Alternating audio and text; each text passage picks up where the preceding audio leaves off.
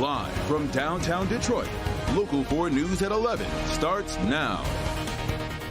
Moving forward, after months of talks, Detroit City Council greenlights millions of tax incentives to the Illich's Olympia development and billionaire developer Stephen Ross. Combined, they're looking for $800 million in tax incentives and got approval for the biggest chunk of that late today. Glad you could be with us. I'm Kimberly Gill. I'm Devin Skillian. On the table, a promised hotel, hundreds of residential units, and tens of thousands of square feet in retail and office space. But if you recall, a lot of that was promised the last time. Mara McDonald live at City Hall tonight. Two key things, though, changed the minds of the council. Mara. Devin, that's right. And number one has got to be the involvement of Stephen Ross in this whole thing. Native Detroiter, U of M mega donor, world-renowned developer. So you've got that portion of this. And the other seems to be a real change in how this council looks at negotiating, really operating from the old adage, to whom much is given, much is expected. Take a look. Nobody on that council is unaware of the strong community pushback on the idea of giving Olympia development hundreds of millions of dollars more.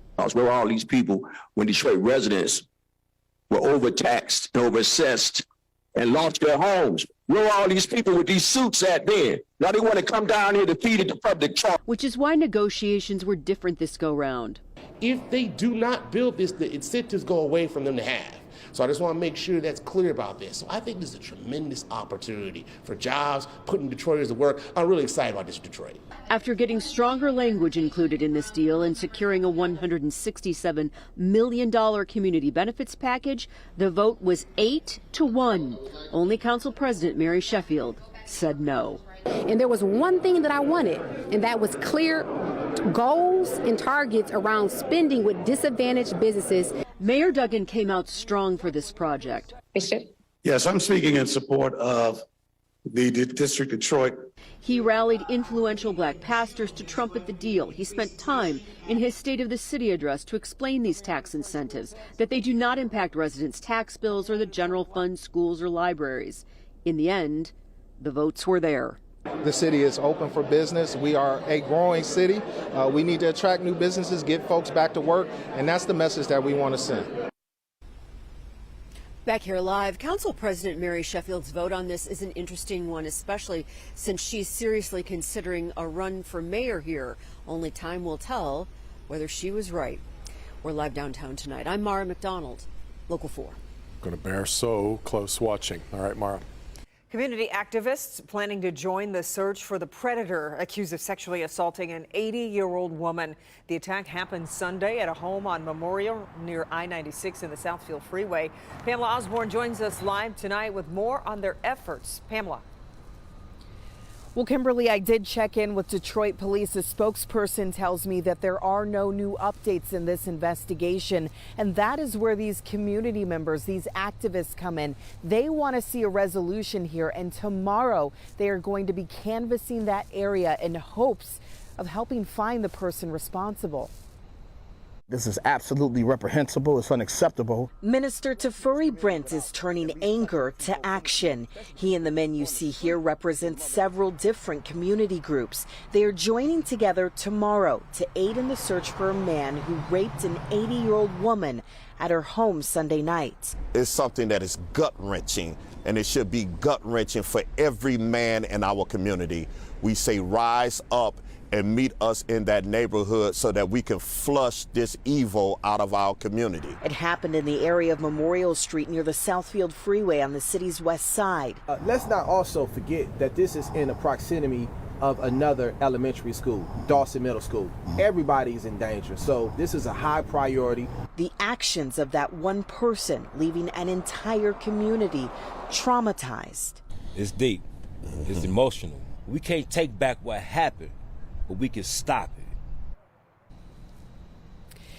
And police saying this is an all hands on deck situation. As for those community activists, they're offering a $1,000 reward for information leading to an arrest. They're begging anyone who may know anything at all to come forward. They also have a message for the person responsible for this horrific act. They say, turn yourself in.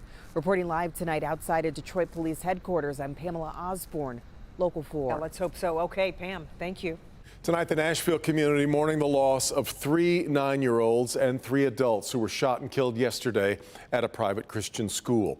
We're learning more about the victims. The 9-year-olds have been identified as Evelyn Diekhaus, William Kenny, and Hallie Scruggs, whose father is the lead pastor at the school's neighboring church.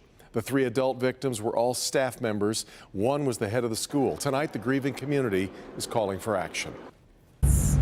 Absolutely devastating, and it just calls again for change to happen, because this cannot continue to happen.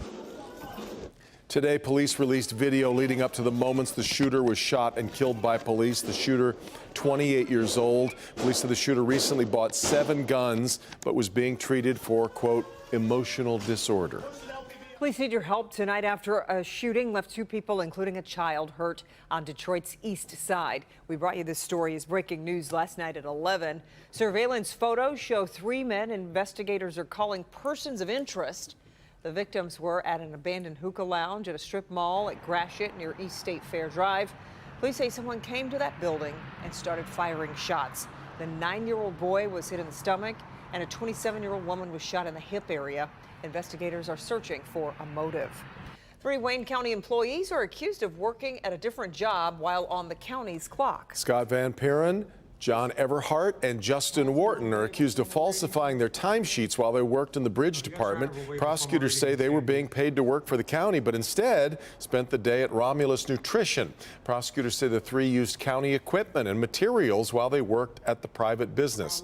2 of the men went before a judge today on larceny charges. All 3 have been suspended from their county jobs. Attorney General Dana Nessel says an income tax cut expected to start next month will be temporary. It's a reduction from 4.25 to 4.5% because of the state's high revenues.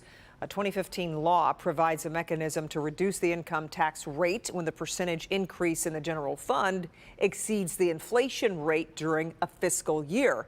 Nessel says it will revert back to the normal rate next year.